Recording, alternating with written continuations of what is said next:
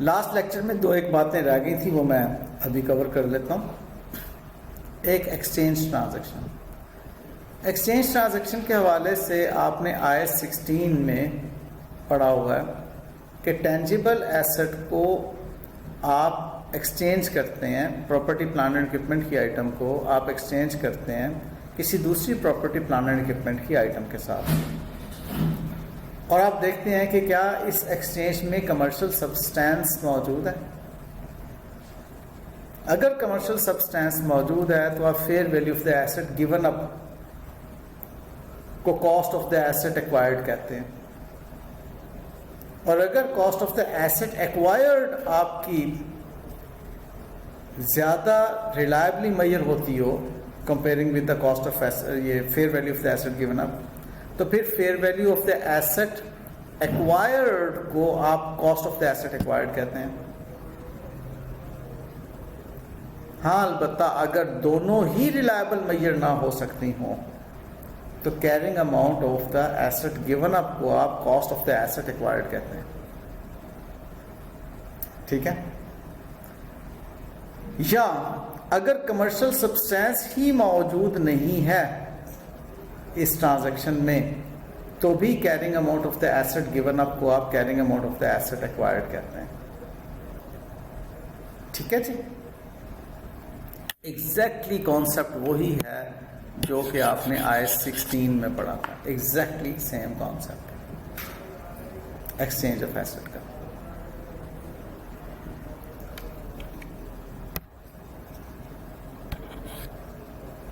یاد دہانی کے طور پر کمرشل سبسٹینس کیا ہوتا ہے وہ میں آپ کو ایک بات کیے دیتا ہوں. آیت 16 کے وقت تو میں نے بڑی ڈیٹیل سے آپ کو اس کے بارے میں پوری کہانی بنا کر بتایا تھا. اب اس کو سادگی میں سمجھ لیجئے. اگر اس ایکسچینج کی وجہ سے، یا یوں کہہ لیجئے اس ایکسچینج سے پہلے جو اسٹریم آف کیش فلوز تھیں اور جو اس ایکسچینج کے بعد اسٹریم آف کیش فلوز ہیں وہ ڈفرینٹ ہیں، اور آپ کی پریزنٹ ویلیو ڈفرینٹ کیلکولیٹ ہوتی ہے ان اسٹریم آف کیش فلوز پر، تو اس کا مطلب ہے کمرشل سبسٹینس ایگزسٹ کرتا ہے.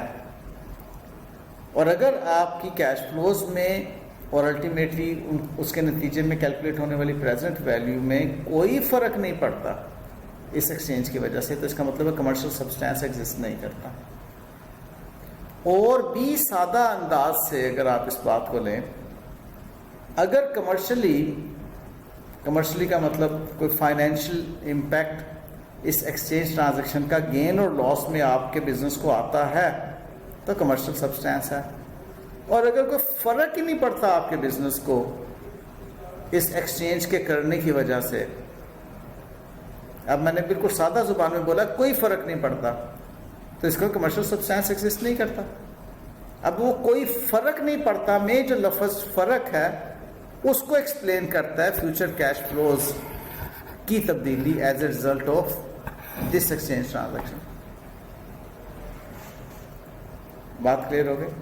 تو کمرشل سبسٹینس اگر ایگزسٹ کرے گا تو fair value of the asset given up preferred, اور اگر fair value of the asset acquired reliably measure ہوتی ہے زیادہ اس کی نسبت، گیون اپ کی نسبت ایکوائرڈ کی فیئر ویلیو زیادہ ریلائبلی میئر ہو رہی ہے، تو پھر ایکوائرڈ کی فیئر ویلیو کو cost of the asset acquired کہیں گے، یعنی کہ اس پر اس کو میئر کریں گے. اور اگر دونوں ہی ریلائبلی میئر نہیں ہوتی تو carrying amount of the asset given up would be the cost of the asset acquired. یا کمرشل سبسٹینس لیک کرتا ہے تو carrying amount of the asset given up would be the cost of the asset acquired.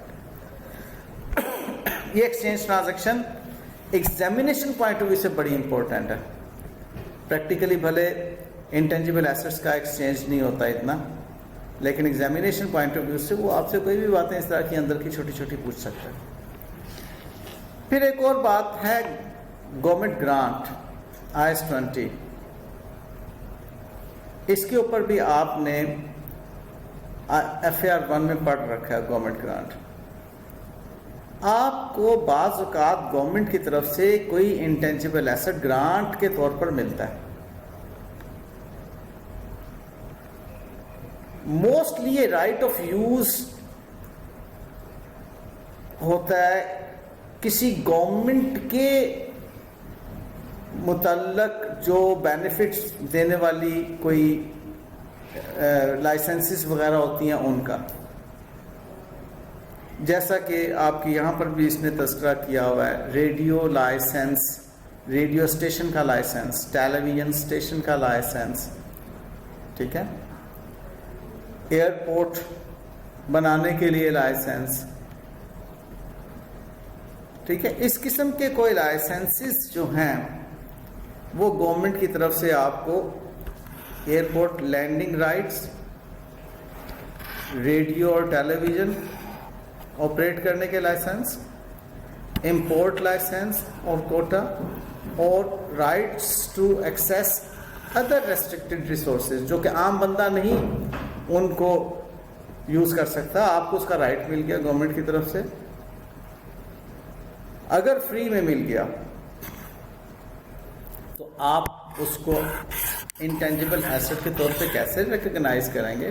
آپ اس کی fair value معلوم کریں گے. An intangible asset may be acquired free of charges. اگر فری آف چارجز مل گئے، گورنمنٹ گرانٹ ڈیفرڈ انکم کو تو کریڈٹ کرنا ہے. آپ کو یاد ہے گورنمنٹ گرانٹ نا؟ گورنمنٹ گرانٹ ڈیفرڈ انکم کو تو کریڈٹ کرنا ہے. ڈیبٹ اب آپ نے اس انٹینجیبل ایسٹ کو کرنا ہے، کس ویلیو پر کریں گے؟ فیئر ویلیو پر. اور اگر وہ نامینل کنسیڈریشن، بہت تھوڑی سی آپ کنسیڈریشن دیتے ہیں اس کے اوپر، تو آپ فیئر ویلیو یا اس نامینل کنسیڈریشن دونوں میں سے کسی پر بھی کر سکتے ہیں. IAS 20 allows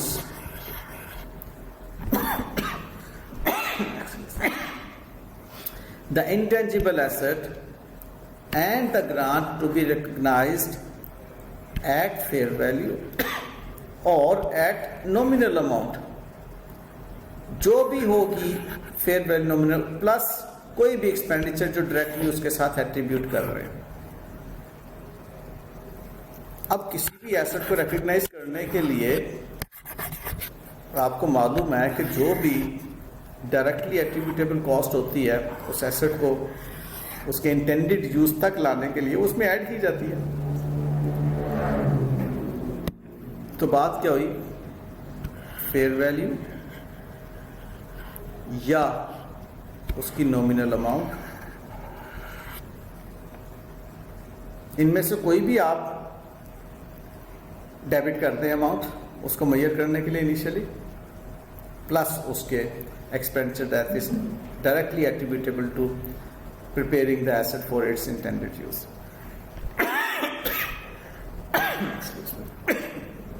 تو وہ آپ کی جو ہے وہ اس انٹینجیبل ایسٹ کی انیشل میجرمنٹ ہو جائے گی. یہاں تک بات کلیئر ہے؟ یہ گورنمنٹ گرانٹ کے حوالے سے چھوٹا سا سوال بھی آ سکتا ہے، اور یہ جو چیزیں میں نے جو انفارمیشن میں نے سرکل کیا، ہائی لائٹ کیا، اس کے اوپر MCQ بھی بن سکتا ہے. توجہ سے ایک مرتبہ پڑھنے کی بات ہے، وہ MCQ بھی ہینڈل ہو جائے گا، کویسچن بھی ہینڈل ہو جائے گا. Subsequent expenditure on intangible asset.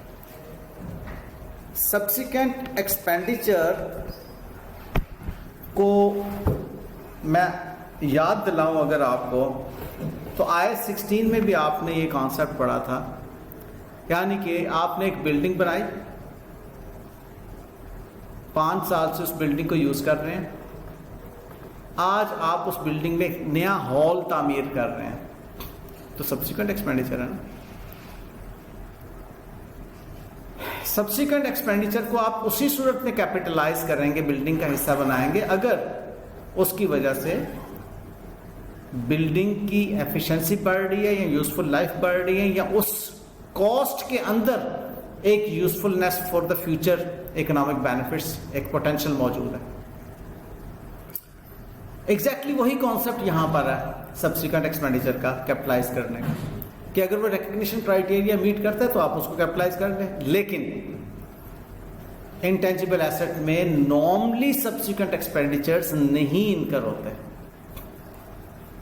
تو یہ کیوں بات لکھی ہوئی ہے کہ اگر کوئی سبسیکوینٹ ایکسپینڈیچر کبھی انکر ہو تو اس کو آپ نے کرائٹیریا میٹ ہونے پر ریکگنائز کرنا ہے ورنہ نہیں کرنا. فالوڈ.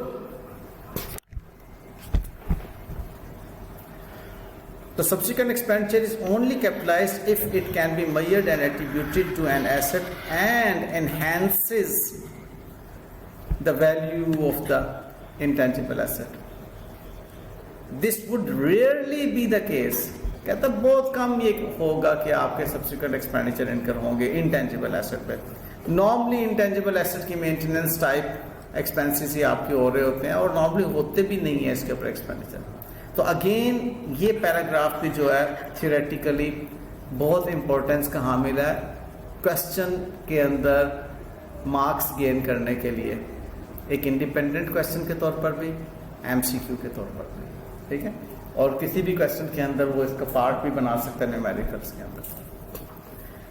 تو یہ جی چند ایک امپورٹنٹ ڈسکشن پوائنٹس تھے.